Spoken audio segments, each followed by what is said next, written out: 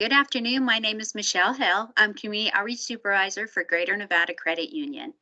Joining me today, I have my team. As you saw, Saray was on there. I also have Chris and Leslie. Thank you for joining us on this recorded presentation. We'd like you to put yourselves on mute until the question and answer sections. At that time, you can choose to correspond on chat. Saray will put up a link to our email so that you can ask questions that way if you want to keep it more private. Greater Nevada is finding a growing need for financial education from our community partners. Each month, we will be showcasing a financial topic that we hope will help our community move forward together with financial wellness.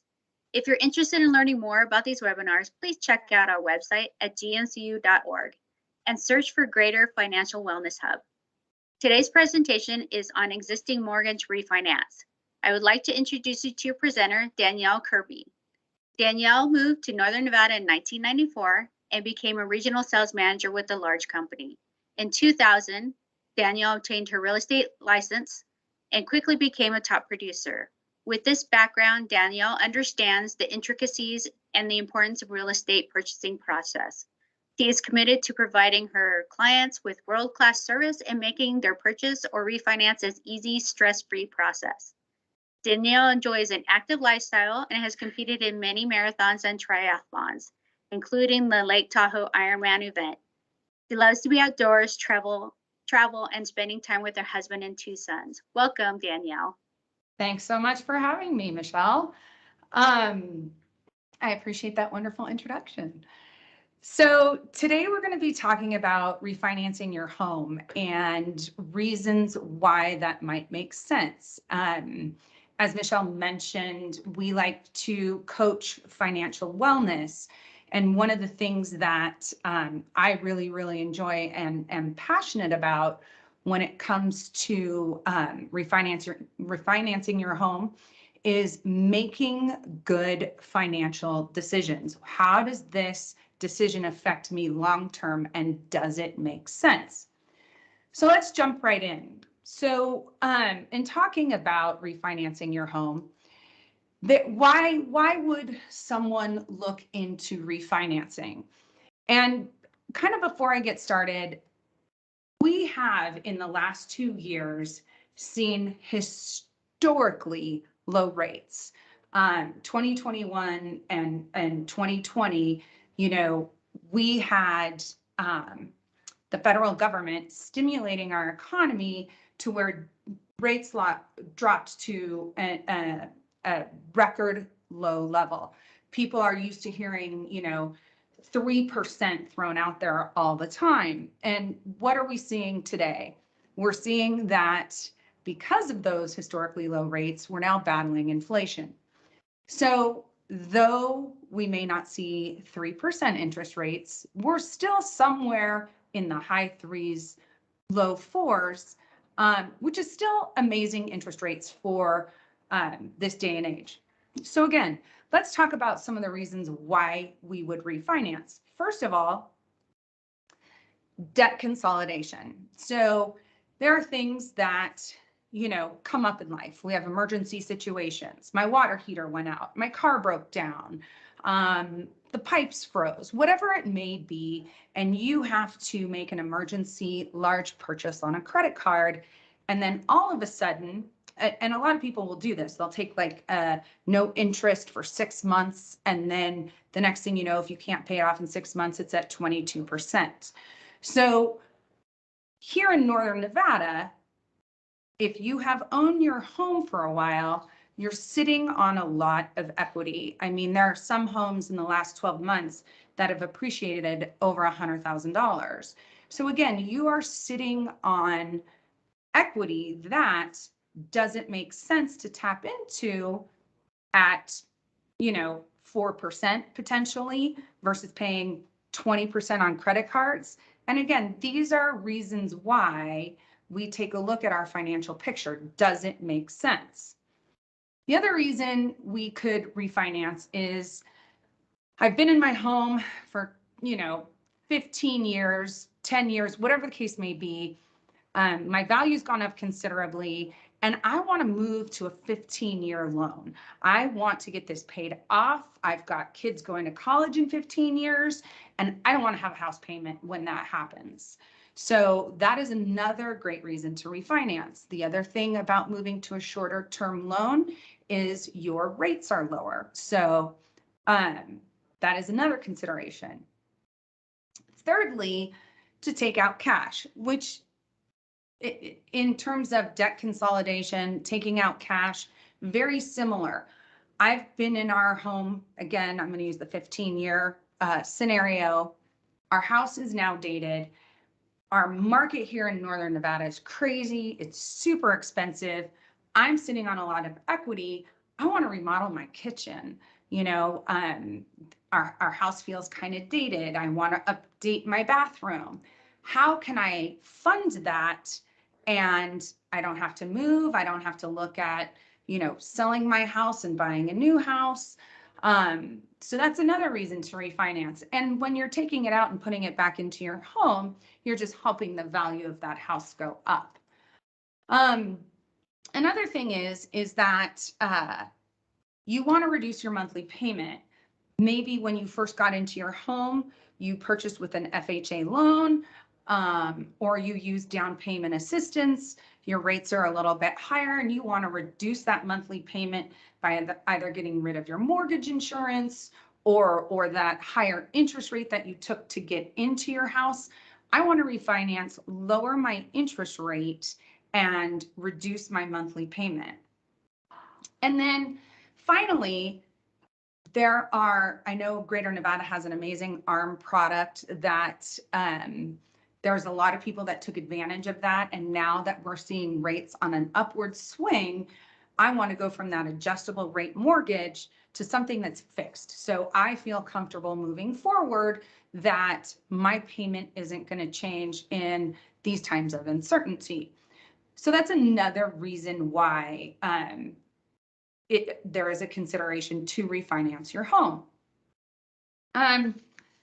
So there are some pros and cons in doing this to be aware of. Number one, when you apply to refinance your home, we will pull your credit. It is because you are applying for credit, it is considered a hard inquiry. That can affect your score about 10 to 15 points.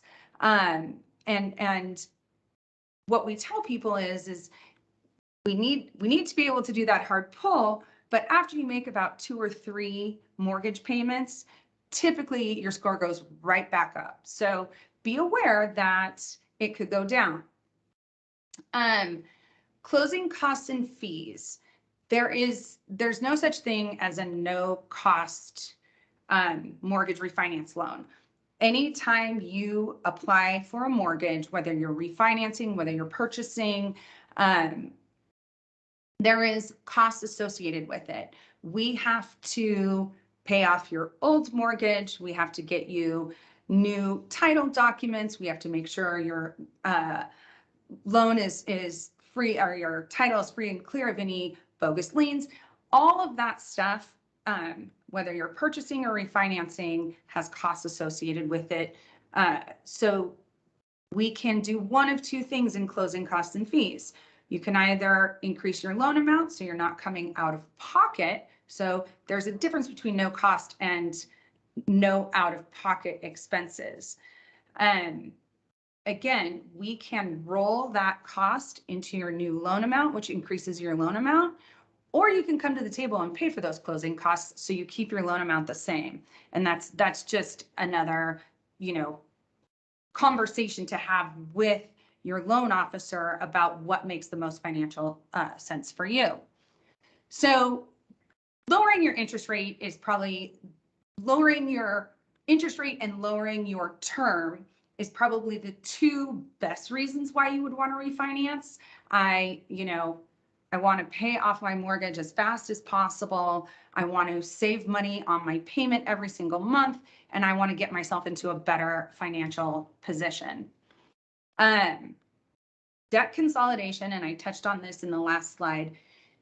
This is a huge reason to refinance. And what I've walked several customers through recently is, I understand you refinanced at the end of 2020 or the beginning of 2021 when our rates were basically the lowest you could possibly get.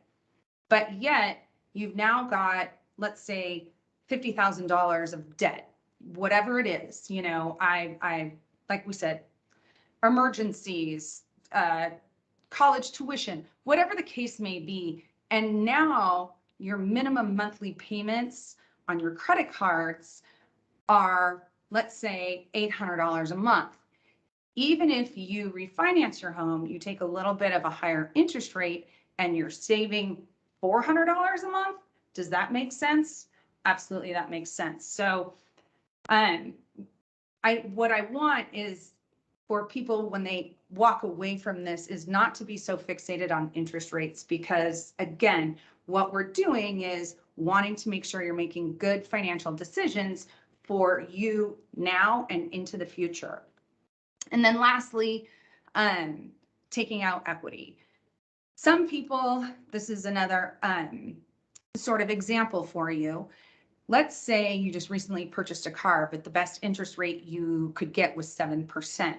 Does it make sense to pull out equity at 4% and save on that car payment through refinancing and taking out equity on your home? Again, you could pay to remodel your house, pay for education. There's many things that you can do by taking out equity that helps get you into a more positive financial situation. So those are some of the reasons, again, pros and cons as to why we would do this. I'm going to pause for a second because I've been talking a lot and see if anybody has any questions so far. Alrighty, hi Danielle. So far, no questions are rolling in. Okay. And I think we're all just soaking and absorbing the information. But for anybody that kind of chatted on before I got to come on, my name is Saray. I'm here with the business development crew, Leslie, Chris, Michelle, and we're all in the background. You guys are more than welcome to come off of mute during these question breaks. If you have questions, type them in the chat. We can either try to answer those there, or I have no problem interrupting Miss Danielle. So please don't be shy. This is a great time to take an opportunity to sit here right in front of a specialist and just get those questions answered right as we sit here. So Danielle, I will let you take it away. Okay, sounds good. All right, so I talked a lot about refinancing cash out versus rate and term, meaning I want to either lower my interest rate or change the term of my loan. And so I'm going to give you a couple of examples here just to kind of walk you through. Again, I talk about this every day, so it makes perfect sense to me, but I want to make sure I'm communicating examples so you guys have an understanding of what these examples mean. So John wants to refinance and take out cash to pay for upgrades on his outdated kitchen. The cost for this is about $50,000, and John is sitting on $200,000 of equity in his home. John would be able to do a cash out refinance and pull some of that equity out in order to be able to complete that refinance. Again, this is an example of a cash out refinance. I touched upon this earlier, example number 2. Kathy has 5 credit cards with balances at 20% interest. She has enough equity in her home where she could utilize and pull some of that cash out, pay off her credit cards to a 0 balance, and reduce her monthly outgo. Because even if her mortgage payment went up $200, but we're reducing her monthly outgo by $500, that makes a lot of sense financially. Again, this is another example of a cash out refinance. So a rate term refinance just means I'm either shortening my term or lowering my interest rate. Susan's current interest rate is at 5%, and she's found out that she can get a much lower interest rate. she can do that by refinancing her loan and lowering her monthly house payment. You know, anytime that I always give a rule of thumb, sort of, anytime that you can reduce your interest rate by at least 1%, it makes sense to refinance. Example number 4 could be twofold. Crystal purchased her first home 2 years ago with an FHA loan. FHA loan requires mortgage insurance for the life of the loan unless you refinance out of it. Well, now homes have appreciated so much, she can refinance because she's got enough equity and get rid of her mortgage insurance. So, and I kind of went through that example backwards, but anyways, another sort of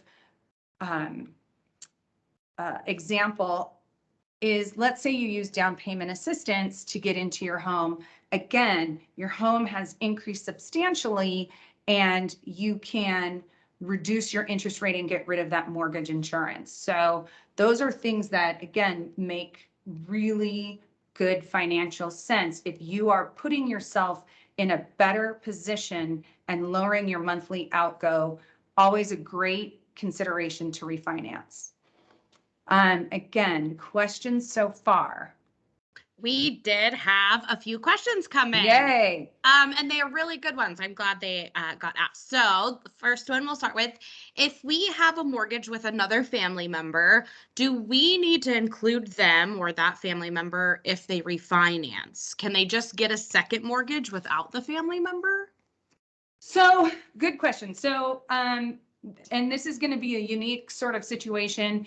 Is the family member just on the loan or is the family member also on title? So if the family member is on title and you want to refinance, 2 things could happen. You could refinance to qualify on your own and get that family member off, or you can, again, if their name is just on the loan and you wanted to go and they're not on title and you wanted to take out a second, I believe they would have to sign off on it. I'd have to check with title. Anytime you refinance or take out new loans, as if someone has a vested interest, I believe they have to be made aware. But I can definitely follow up on that question for whoever asked it. Perfect. Thank you. And it sounds like it's probably a unique situation. And as you look, and we'll explain here in a few slides, they kind of are. So we can definitely have them sit down and see. I'll put your contact information out there for sure for anybody that has questions after this. I love this next one, especially thank you for talking about how things and interest rates have changed, right? We're now seeing these kind of shifts happen. I might be selling my home in 3 years. Is it worth considering a refi? So, it's a great question because I love it. So what I'm going to do if you are considering refinancing is that's one of the questions I'm going to ask. Number 1, in looking at doing this refinance, how long is it going to take you in monthly savings to recuperate the cost of your refinance? So if, for example, your refinance costs, and I'm going to use easy numbers because it just makes more sense to me. Let's say my refinance costs $1,200 and I'm saving $100 a month. I'm recuperating the cost of that refinance in 1 year. So does it make sense to refinance? Because then I've got 2 more years of savings, which is a total of $2,400. Yes, that makes sense. So that is, again, a little bit more of a specific question to where we would sit down and say, okay, how long is it going to take you to recuperate this cost? And then we'll know if it makes sense to refinance or not. Beautiful. I think, we just had another one come in. Yay, I'm so glad. I was just going to say that's about it, but thank you, you guys. Yes, you can type them, come off of mute, or if you would like to remain more anonymous so you're not in the chat, we do have that email for you. Next question for you, Danielle, get ready. I have a mortgage and it's at a 4.6+% for a 30-year. She's 3 years in. Would it Okay. be beneficial to refinance? So based on that question again, unique, it could be very beneficial because if you've had the home for 3 years and have mortgage insurance and can lower your interest rate, that makes sense to refinance. Absolutely. The other factor I would want to look at is, what's your loan to value? If you can save, like I said, looking into that 1%, does it make sense? I would say with 3 years here in Northern Nevada, there's probably plenty of equity for you to do that. I would think it would, but again, I would want to look at your current mortgage statement, current rates, and say, hey, let's do some hard numbers, and then we can go from there.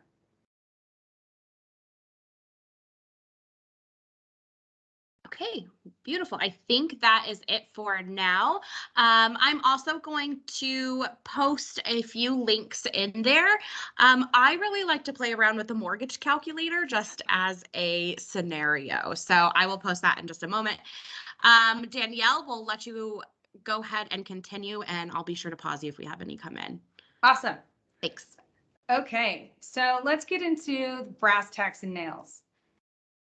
What am I looking for when I go to refinance you, right? So these are the 4 factors that are important to a lender. This is what is going to determine whether you're approved or not. So because this is a mortgage refinance class, I'm assuming that everybody went through the mortgage process to purchase and they remember having to provide lots of documentation.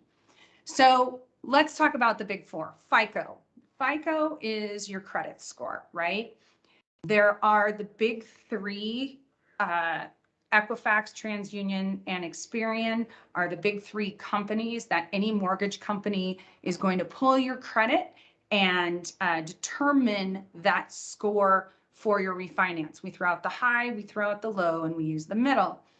Now, a lot of people come to me and because this is a question I ask them, hey, do you know approximately where what your credit score is? And a lot of people will tell me, well, on Credit Karma, my score is blah, blah, blah, or on my bank statement, my score is this. Please understand that there are 69 different algorithms out there used for scoring credit. The only one recognized in the mortgage industry is the Fair Isaac algorithm, and that's the algorithm that the big 3 use. So a lot of people are surprised when they think their credit score is a 740 per Credit Karma, and we pull their credit and it's a 680. Please understand that Credit Karma and other sort of app-based credit valuations are personal algorithms and aren't recognized in the industry at all. So just keep that in mind so you're not sort of surprised by that.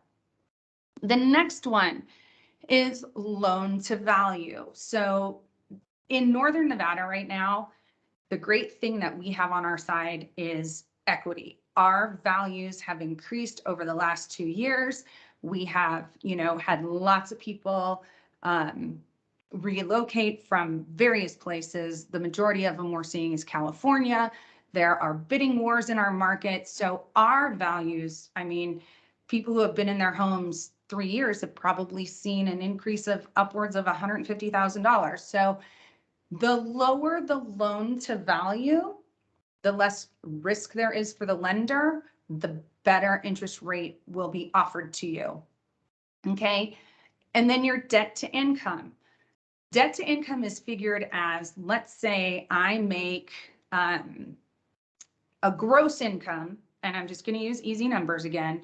I make a gross income of $10,000 a month before taxes are taken out, before my health care is taken out, all of that stuff.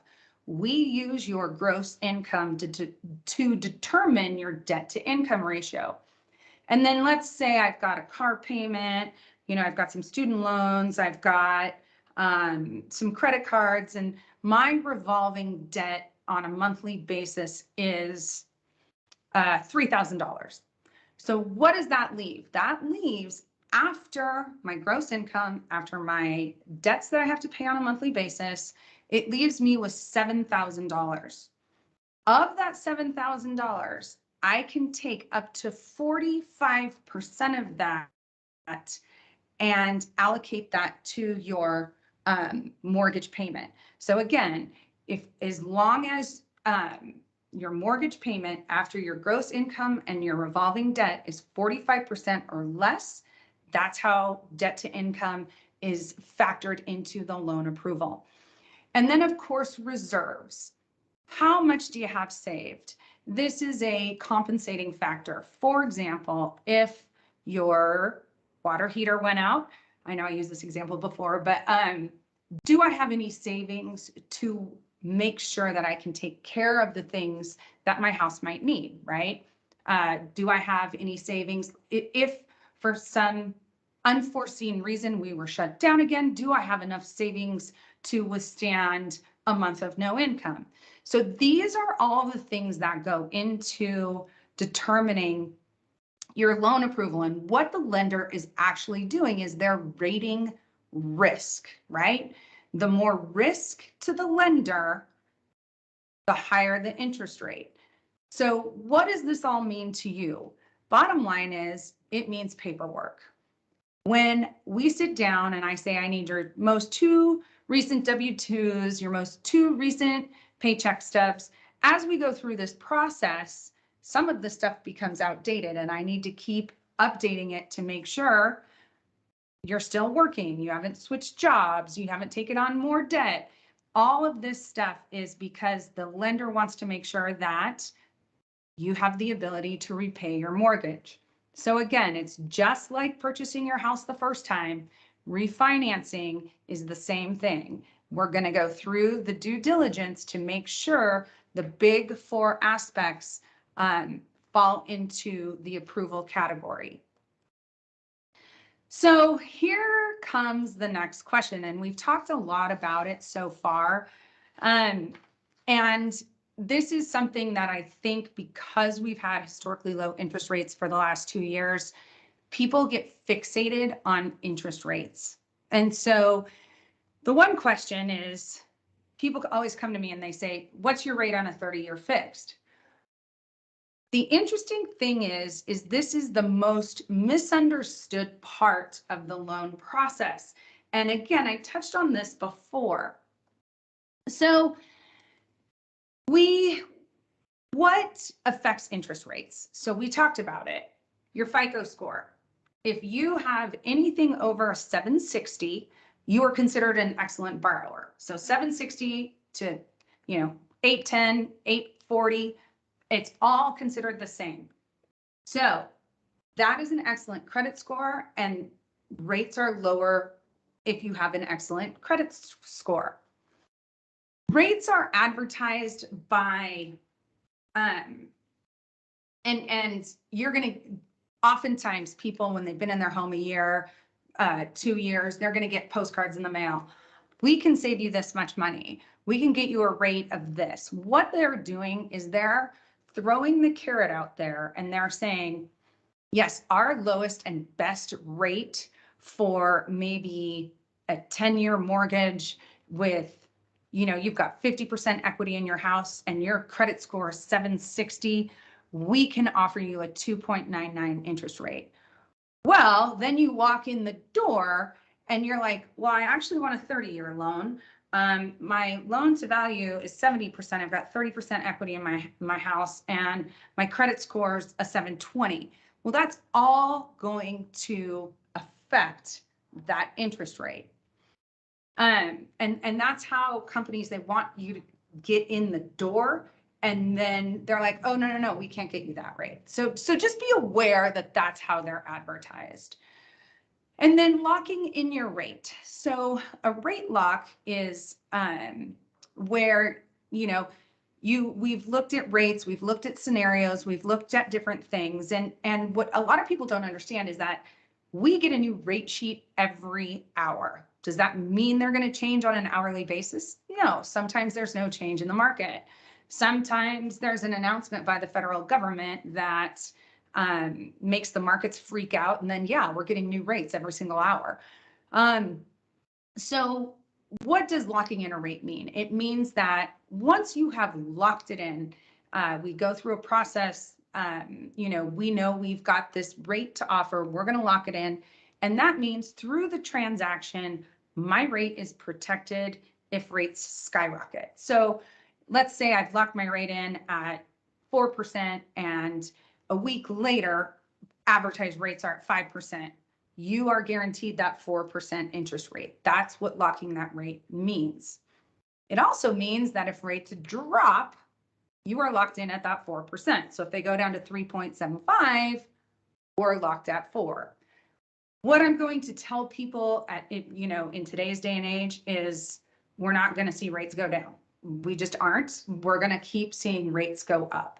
So if refinancing has even crossed your mind, my advice to you is do it sooner rather than later.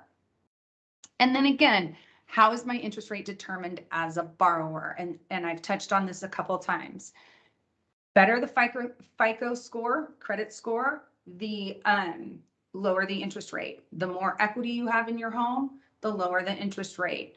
The lower your debt to income ratio, the lower your interest rate. So these all affect and go into a specific interest rate for each person in their own unique situations.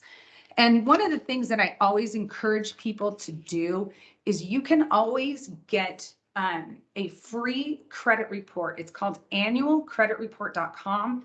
You can pull it off of the internet. You can pull all three, Equifax, TransUnion, and Experian.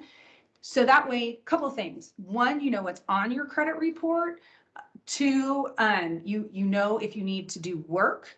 And I teach a class on repairing credit. You will know if you need to do work to get your credit score up and what's affecting that. So I encourage people to go out and pull that for themselves at no cost, just so you're staying on top of it and making sure some random person that you don't know isn't opening accounts in your name. But anyways, I digress. So again, what is the interest rate that is available to you and as a borrower in your unique situation? And then time for questions. I've been, rattling on and on here. No, thank you so much. Again, I'm soaking in so much information, and I so appreciate it. We did have a couple questions come in, and I'm excited. They were really good ones. The first one, and thank you for bringing this up. Are reverse mortgages good or a scam, or just general advice on reverse mortgages, Danielle? Do we have any separate meetings, or do you speak upon this, or are they pretty basic, just reverse mortgages? So here's the thing. So I am not well versed in reverse mortgages. So I have had a lot of questions, and we don't actually have those here at Greater Nevada. But what I will say is not all reverse mortgages are alike. Read the fine print. So there were some way back when that were, I took a monthly sort of a percentage of equity out of my home, and I've been doing it for 20 years. And when my home goes to sell, there's no equity that's being passed on to my heirs. That reverse mortgage company is going to sell that home and take any proceeds. Again, you got to read the fine print in these reverse mortgages. I think some products are better than others. Not all two reverse mortgages are alike. So I would really want to, they're not all a scam. Some of them can be beneficial. And again, it depends on people's unique situation. Absolutely. Thank you. Appreciate that.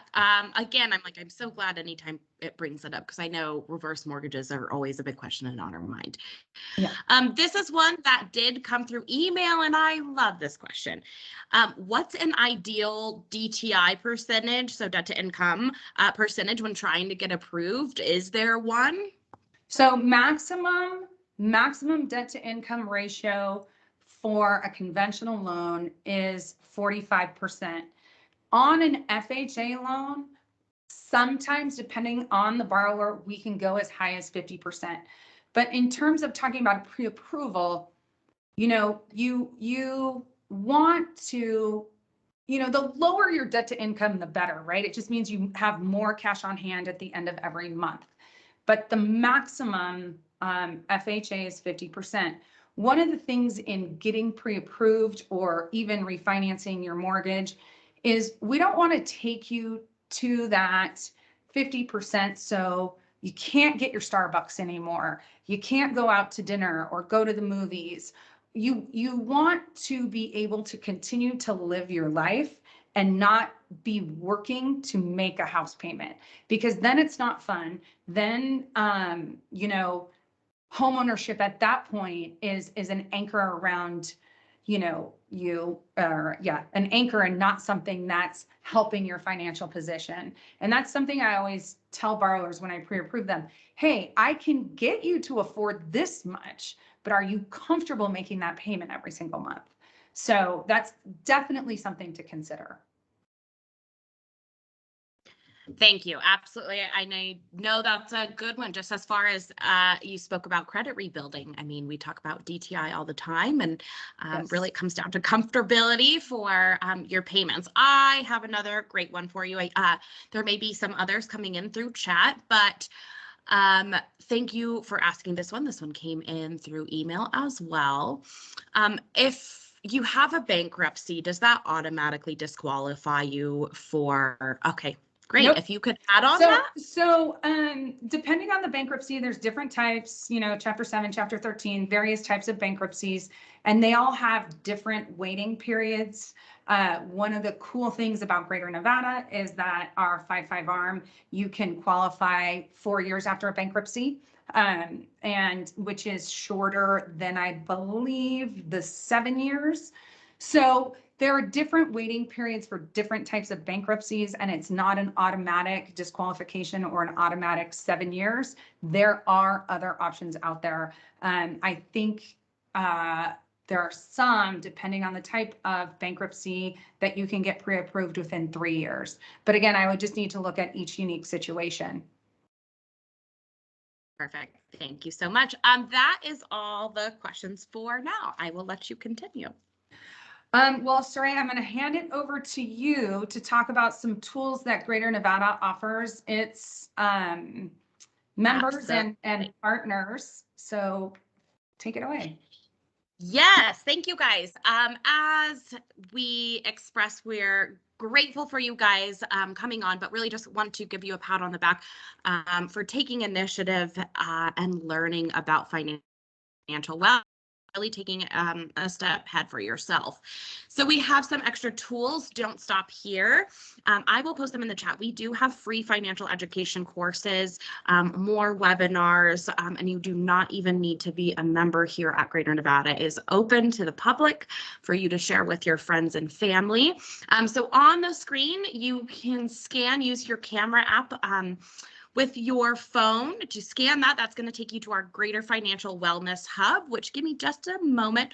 I'm going to also send this link in here. And so this will take you, again, we have some 5 to 10 minute courses that you can walk through and complete on your own. Should you refinance your house, owning a home, all the way to how to help an elderly grandparent bank. So anything you're curious, it is on there.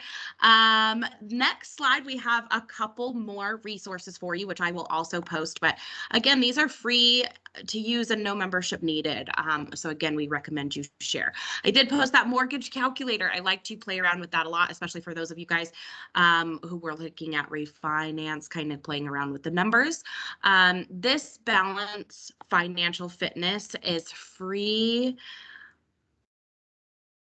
finance counseling, one-on-one, anonymous, just somebody to chat with, whether it's about budgeting, balancing your checkbook, credit overview, debt management. There is somebody on there, and I do love to share this one because it's also available for Spanish speakers. So please feel free to use that. There's the phone number on the screen as well. And then Everfi will send that. So I also just want to thank you. We are done a little bit of time and we can open it up to open questions. I also wanted to let you know shortly you will be receiving an email from myself with all kinds of goodie information, the links that we had posted today, Danielle's contact information, and we highly appreciate if you, there'll be a link to a survey within there, and just drop it in there. Let us know. We always like to know how we can make these greater for you. If there's content that you would like to learn about, give us some ideas on what content to bring out. We are always looking for the feedback on there. So Danielle, I will hand it back over to you. I don't have any questions coming through yet, but we'll stay here for a little bit. You guys, it got done early, which is fantastic. So we have some time for open Q&A. Yeah, and if anybody has, like I said, you know, people throughout some unique situations, if anyone wants to reach out to me, my cell phone and my email are on here. You can text me questions. Again, if you want more specifics on your unique situation, I'm happy to review where you're at currently and if it makes sense to refinance. Or I believe someone was on here asking pre-approval questions. You know, if you wanted more insight into that. We also teach a class. Saray, when's our purchasing a home seminar coming up? Do you know? Yes, let me pull it up here in just a moment. So we do have all of 2020 scheduled out. We have a home buying. So whether that's your first home, a second home, or just general home buying, that'll be happening. We do these seminars twice a month, and that one's on June 8th and June 22nd at the same time, lunch and learn from 12 to 1. And then if you guys wanted to come back, we have another version of this presentation Danielle will be doing. If you want to join for a second time or know somebody that wasn't able to make it this time, we will be redoing this webinar in a couple of weeks here on the 23rd. Awesome. Yeah. So again, feel free to reach out for those unique situations, and I'm happy to answer any questions.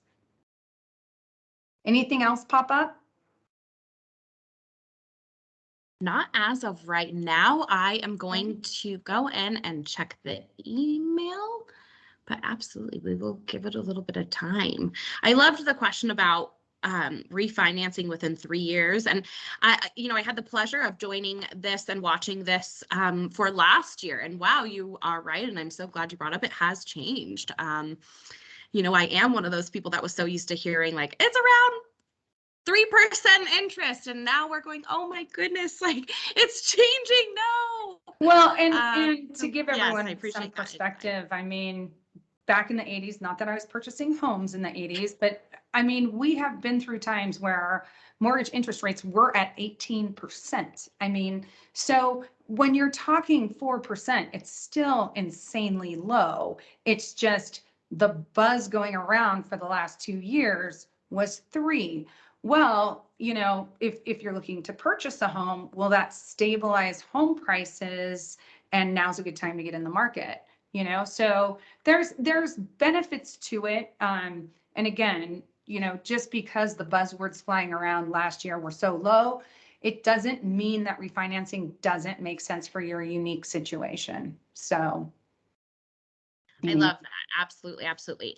Oh, I have a great question here. Actually, I think it deals with our big four. When you're going to look at refinancing and we're doing all of that paperwork, which we talked about so much, how long of income back are you looking at? And if somebody changes jobs in the middle of that, do they need to wait to continue to work at this new job, or can you use income paycheck stubs from the two?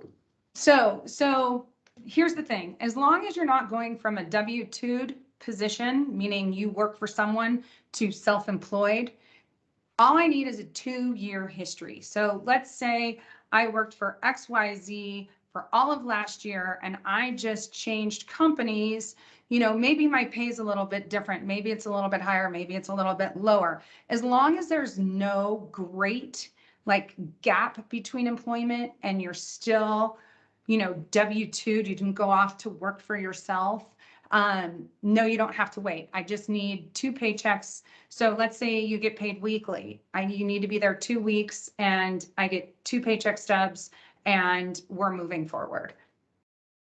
So Appreciate that. I know we have so much growth happening in the Reno area too. do. So welcome for wherever you are, and congratulations on the new job. Another one we have, oh, we just had one come in through chat. So I'll take that one because I know they've been typing away and waiting. And then I'll go to this one that came through an email. If I have 2 cars financed under my name, so probably DTI, but a relative makes those payments, and because of that, my debt to income ratio is so high, can I still be eligible to refinance or should I wait? Great question. So, the way to show that someone else is making those car payments is I would need 12 months of documentation. Typically it comes from in the form of bank statements showing that that relative is making that payment. As long as I can prove a 12-month consecutive history of that going on, then we can exclude that from your debt to income ratio. But I would need a 12-month snapshot, not just 2 or 3. So great question. Really good question. That is amazing. I had no idea you could even do that. So thank you for asking that question. I love this one too. I just really appreciate going over these, Danielle. Thank you for your time. Absolutely. I haven't owned a home in over 20 years. Could I still be considered a first-time home buyer now? Yes, you can. Believe it or not, and this Thank is, you. Yeah, believe it or not, this is what is pretty cool about the programs that are out there. As long as you have not owned a home in the last 3 years, you are considered a first-time home buyer. So let's say you owned one 5 years ago, you can go in and be a first-time home buyer. So yeah. And there's a lot of programs we have here available in Northern Nevada for that. I love that. This one wasn't asked, but we talked a lot about refinancing, and I just have a question. There was somebody that was looking at refinancing in the chat room. Is there a good way, or I guess, what would your recommendation be on looking to see if we have equity in our homes? If we did purchase in the last, few years and have had that, do you recommend looking at like those estimates on Zillow? Or? So you know what? I'm not gonna lie.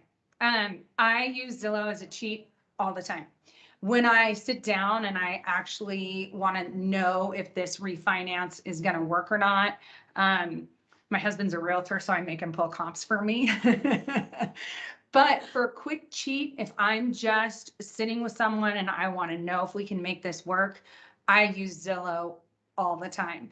It's not 100% accurate, but it gives you a good idea.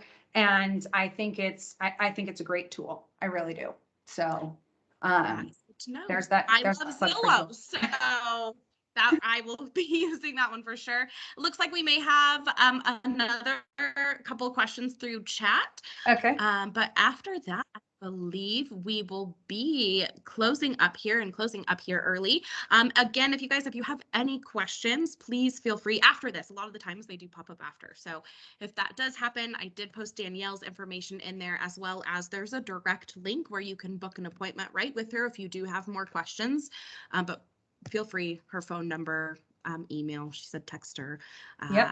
And then we have general questions as well. You can always reach us at that Greater Financial Wellness email that I had posted in the chat. We're more than happy to help. And if we don't need the answers, we have a huge tool of resources here at Greater Nevada that we can definitely make sure we get right answers for you. So we'll wait. We'll give it a few more minutes to see if any more questions come through, and then we will let everybody get back to the rest of their day. Oh, it's National Pizza Day today. So I hope everyone is able to celebrate with pizza somehow.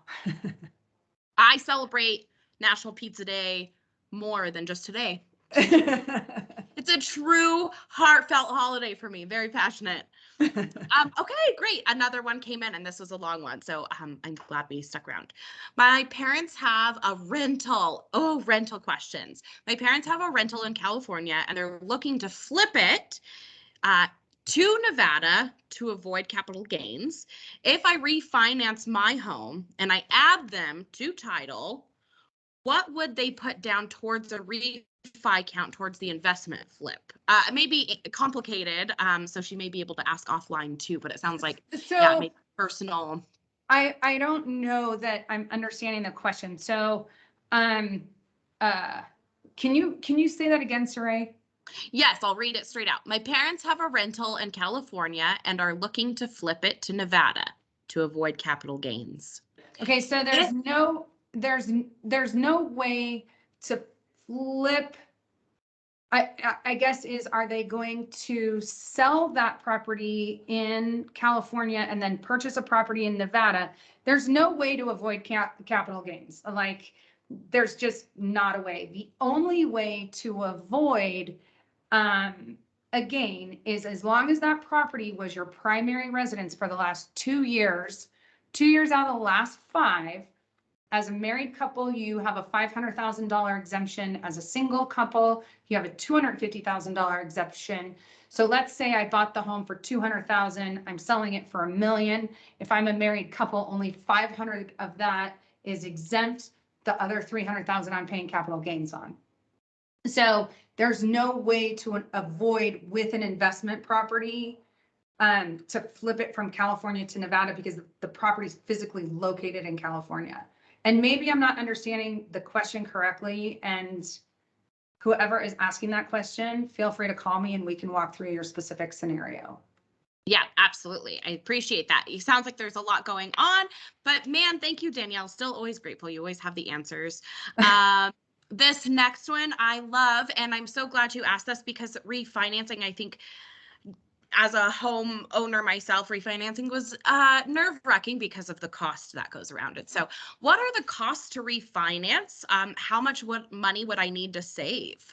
Okay, so I touched upon this a little bit earlier. You wouldn't necessarily need to save any money. We could take the cost of that refinance and roll it into your new loan amount, so there's no money coming out of pocket, right? And just like when you purchase a home. So what I tell people when they go to purchase their first home, minimum down payment is 3% and closing costs are about 3%. I still use that as a rule of thumb. So if you take your loan amount, your current loan amount, and you times it by about 3%, that's about the amount of a closing cost, okay? Where they come from is, number one, Greater Nevada only charges $15.90 to refinance your home. It's the only thing we charge. It's our processing and underwriting fee. Then you've got your third-party title fees, which are, your fees to record your new mortgage, your fees to reconvey, pay off your old mortgage, your title insurance policies. I can go on and on. And then, of course, we pre-collect for your taxes and insurance so we can pay those bills on your behalf when they come due.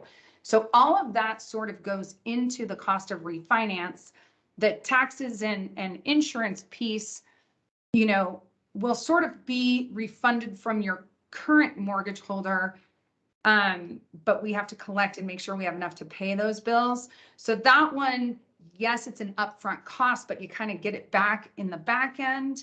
But again, I use 3% as a round number. It usually comes in more close to 2.5, but I tend to be a little bit more conservative when I'm talking to people because when you get to the closing table, you like to see smaller numbers than I quoted.